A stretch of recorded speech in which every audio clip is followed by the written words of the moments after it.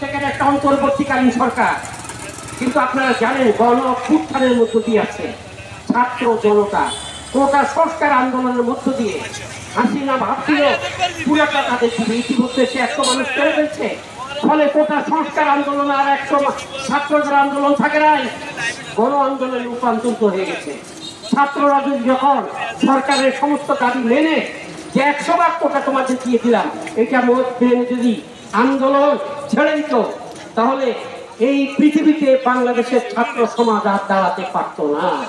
তাহলে জনদাবিকে তারা বুকে ধারণ করে বুক চিতিয়ে দাঁড়িয়ে জীবন দিয়েছে 650 মতো মানুষ। এর মধ্যে সাধারণ জনগণের সংখ্যাই সেখানে বেশি। ফলে এর মধ্য দিয়ে গণ অভ্যুত্থান সংগঠিত হয়েছে।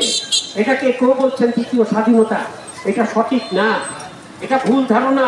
একটা দেশ একবারই স্বাধীন হয়, একজন মানুষ একবারই জন্মায়।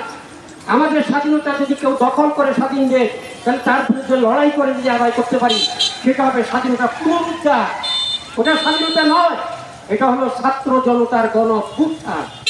ফলে আমি আপনাদের সেখানে এই গণ অভ্যুত্থানের মধ্য দিয়ে আজকে যিনি এসছেন, আমরা ওনার সম্পর্কে এই অন্তর্বর্তীকালীন সরকারের ব্যক্তিগত অবস্থান সম্পর্কে কে কি করতেন কি করছেন সেগুলি আমরা বলবো না, ওইদিকে আমরা যাব না। কিন্তু আপনারা এই কথাটা জেনে রেখে এটা দল করতে হবে, কারণ অন্তর্বর্তী সরকার সেখানে সংবিধানে নাই।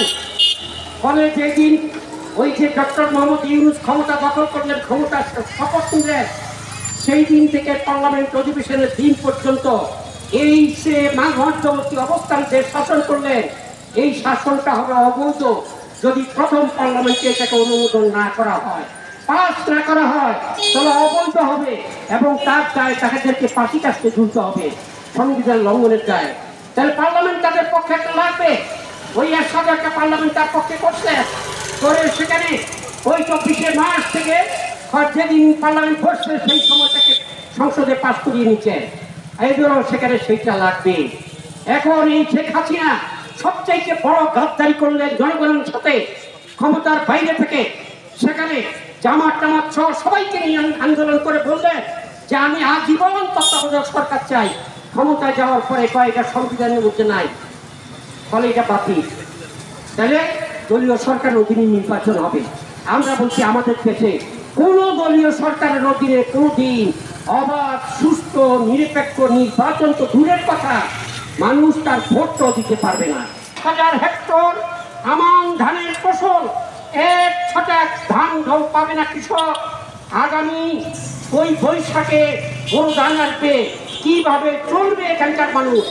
যারা মৎস্যজীবী, মৎস্য চাষী, যারা খামারি, তারা যে মাছ চাষ করছে তাদেরকে ব্যাংক থেকে হয়তো ঋণ নিয়েছেন, বাইরে থেকে হয়তো ঋণ নিয়েছেন, এনজিও থেকে হয়তো ঋণ নিয়েছেন, তাহলে তাদের এই টাকার কি হবে?